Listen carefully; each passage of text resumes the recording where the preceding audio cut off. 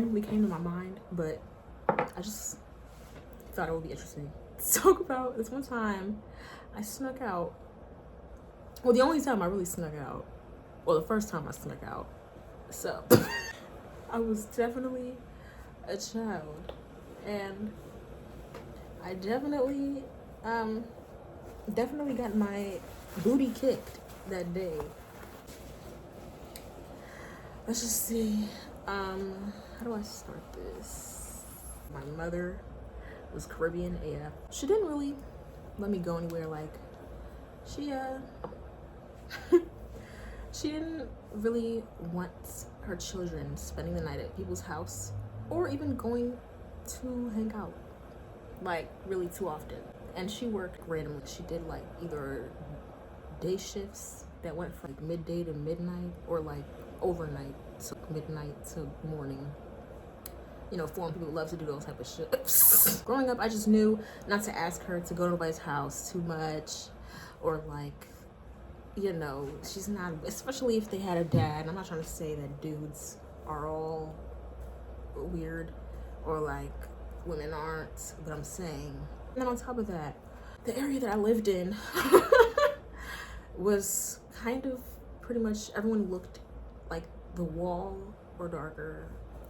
And if they were kind of white appearing, it was off-white. You're basically not Caucasian, but everybody was brown and black, literally, or most of the people. So if I were to be asked to go to anybody's house in that neighborhood that I used to live in, it was giving I was gonna be at Pedro's house or like something strange. But anyway, basically this one evening in 2007, she was at work, and I have an older sibling, but at the time I was living with my mom and my older sibling. I'm trying to like talk about it. And then that older sibling had a boyfriend in the house that lived with us, but basically my mom worked a lot. She called all the time, and she didn't want her kids not answering the phone, basically, whether the older sibling is there or not. So this older sibling didn't really like leave me alone with my younger sibling often, but it was like enough to say we could be home alone, because we weren't like bad, like we weren't messing up the house or like making a scene or like trying to. And then on top of that, we weren't bad. We're kids, but like they could trust that they would come back and the house would be in one piece, basically. Or like we're not running out and doing too much all the time and being bad. And if they were at work, that was a big reason why they would be gone. Or just, they just knew we were like not bad. Even though sometimes bad things happened, it wasn't like that. So basically this one evening in 2007, and I was 7, I lived in an apartment complex, and it was a little run down at the time. I think they renovated it like shortly after we moved, and we lived there for like 5 years, but 6, 7 years. It was run down. It was a little, dare I say, urban. I'm just gonna keep it real honest. Literally the parking lot was like slanted at 87 degrees, and I would be surprised if every car didn't require a rock behind the back wheel to stay put.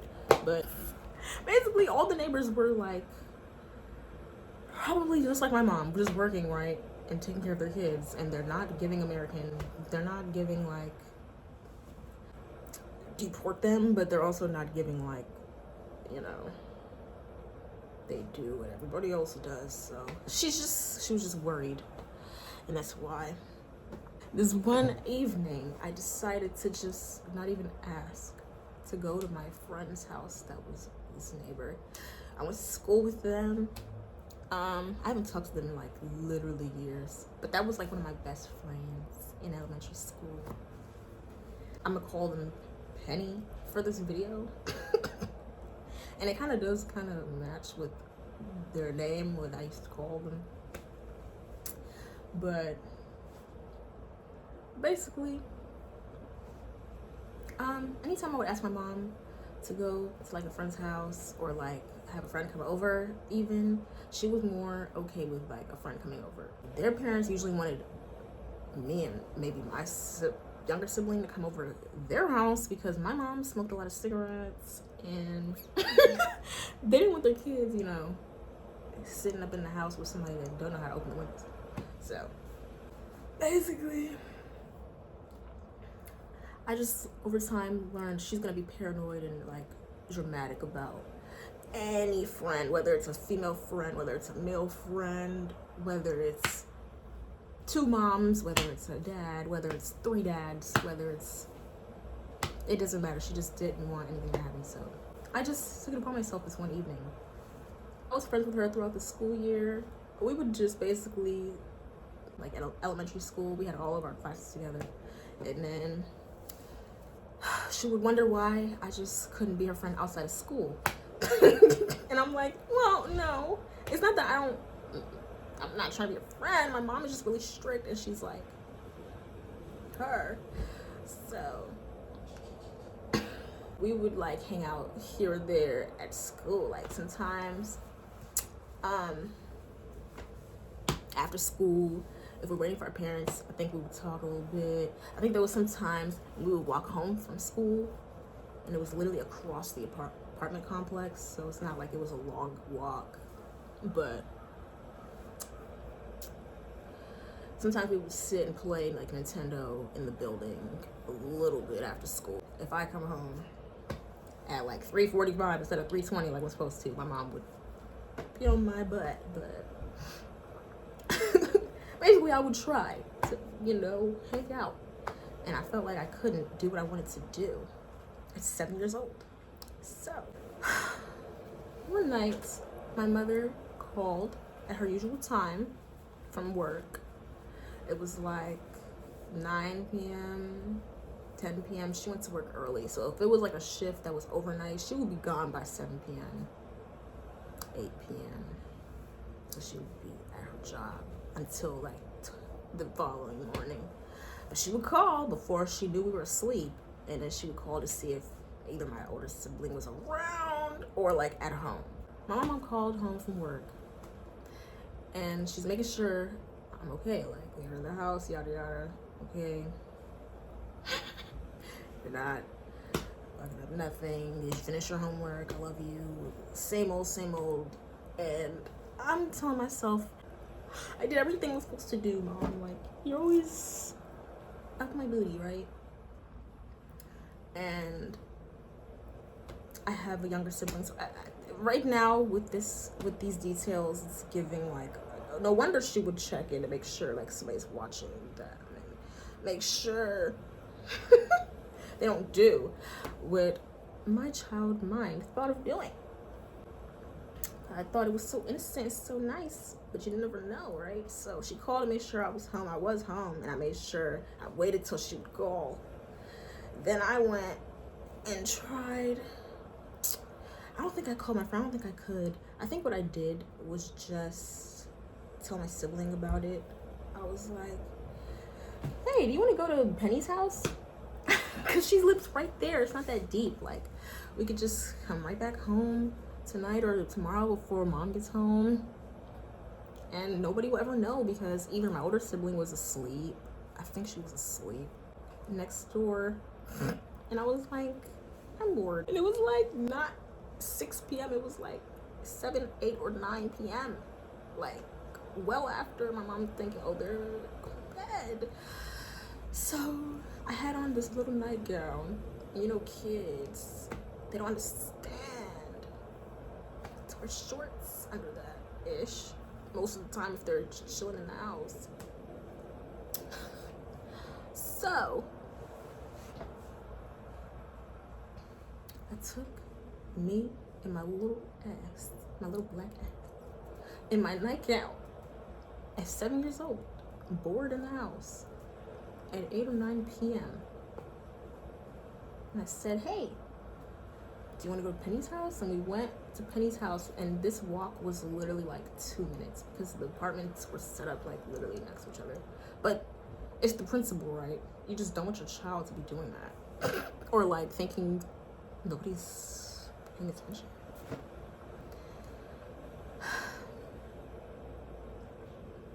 So I knock on the door to get into Penny's house, basically.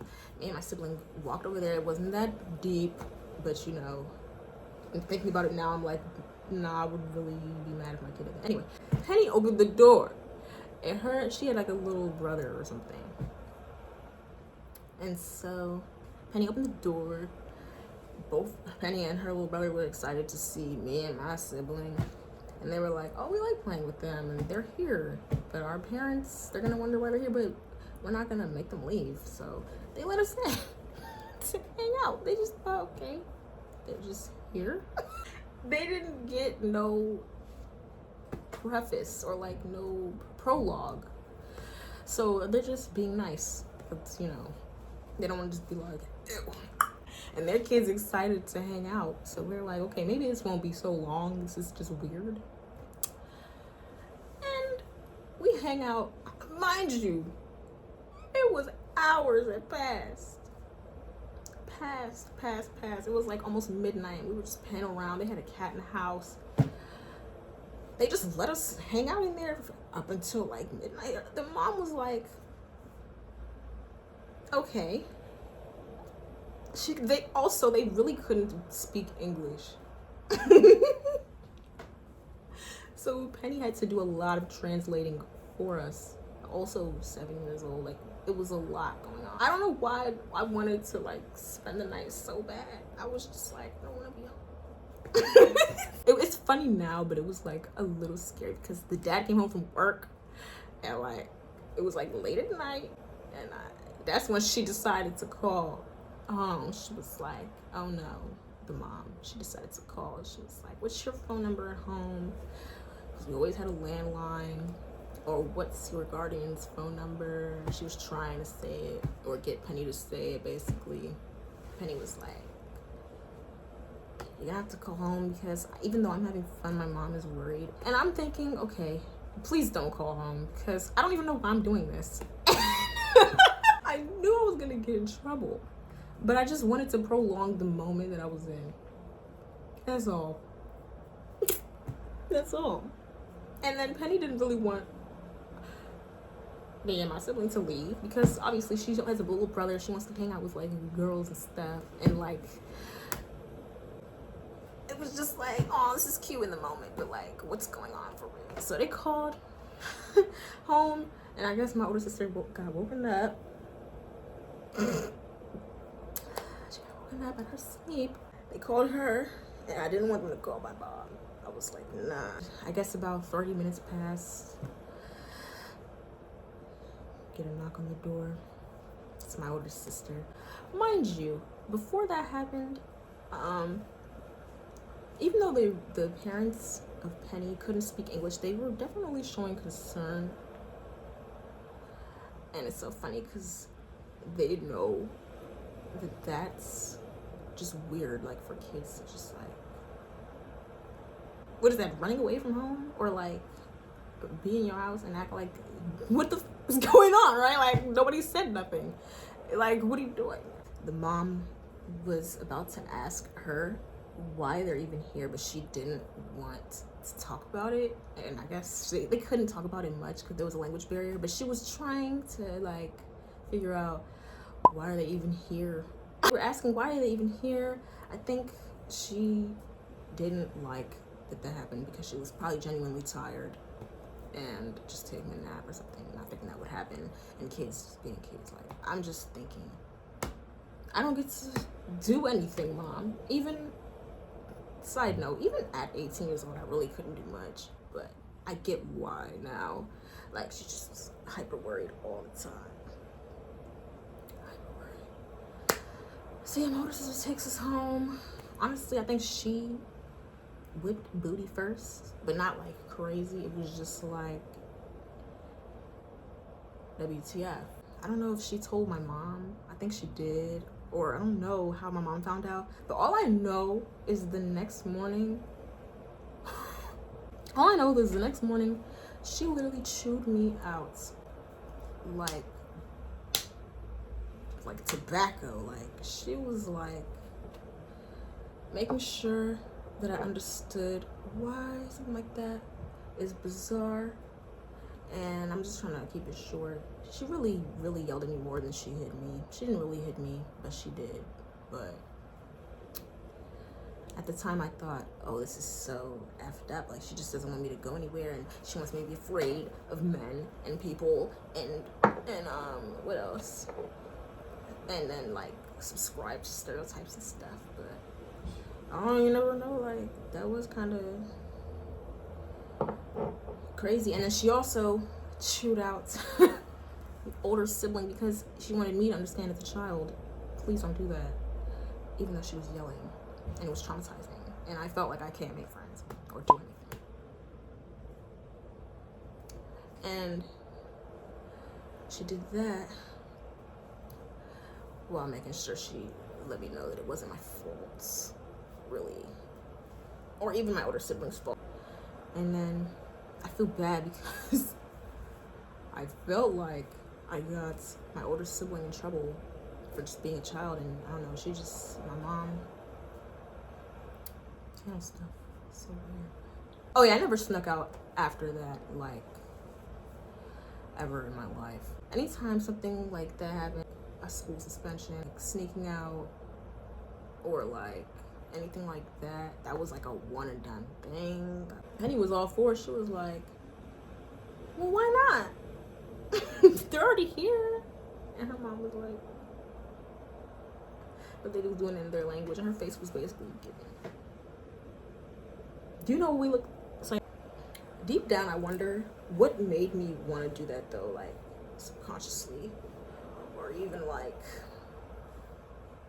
what the thought process was, to be honest, because I think I'm always on go mode. Like, I'm always eager to go, or like, I don't know, be around things that are exciting and stuff. So yeah, I might get overwhelmed by like crowds and like small spaces and stuff, like elevators or restaurants, really, without like some sort of like, yeah, I like to move around a lot though, like I'm active and like impulsive a little bit, or in the moment, basically. Watch your kids, because even though I felt like that was like heavy AF, I felt like I was such a bad person and so endangering, and I know that's probably how my older sibling felt. But when I say watch your kids, I mean like make sure that you know they're gonna be okay, right? Shouldn't really play like a blame game in life anyway. Like, things sometimes they just happen. Nobody should feel like somebody they're not really trying to be, or like something like somebody that they're not, or that they're doing something that they're not doing, or like, how do I say, you shouldn't feel guilty or shamed for something when that wasn't really your intention. So, for example, from a child's standpoint, I just wanted to hang out with my friend and get out the house, clearly.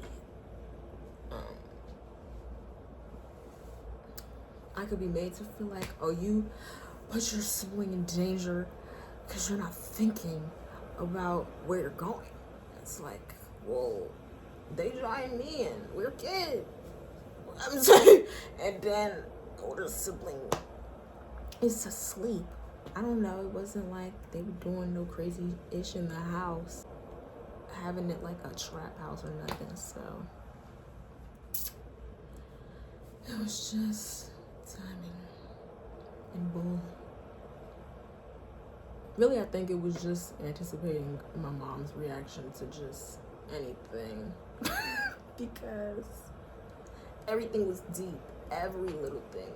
So even if it wasn't that deep, even though that specific event is eyebrow raising, every little thing was eyebrow raising, basically. Like going to the store, walking to school, walking home from school, extracurricular activities, everything was like really deep. So I mean, it's good to be protective and make sure you watch your kids, but understand sometimes that things happen. You can't protect them from everything all the time, and half the time more than half the time, the thing that's trying to protect them from, or like keep them from, is going to be basically saved for later, or like you can't really watch things 24/7 or like have control, you know. That's not what the real purpose of this video is, but I just wanted to throw that in there just because like I was feeling like maybe if I say something in a way it's gonna like or apply to something, but anyway, yeah, you can't watch people 24/7.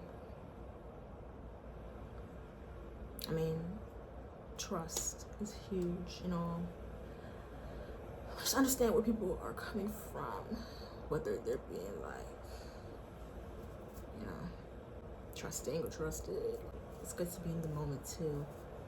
Think about where you going and how what you do could affect somebody.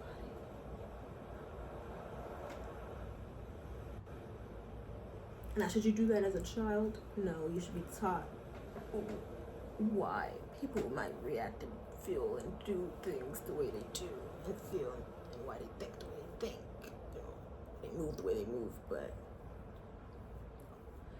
at the end of the day, we're all God's children. Really, we're all spiritual beings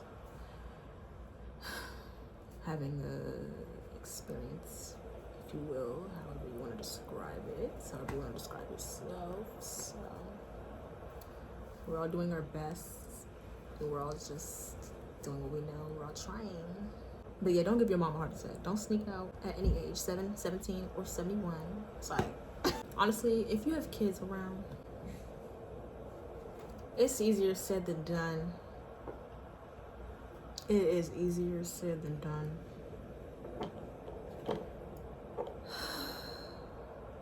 But if you're designated to watch them, try your best to keep your eyes on them. Because sometimes kids, they do things on their own anyway, whether they have good intentions or bad intentions.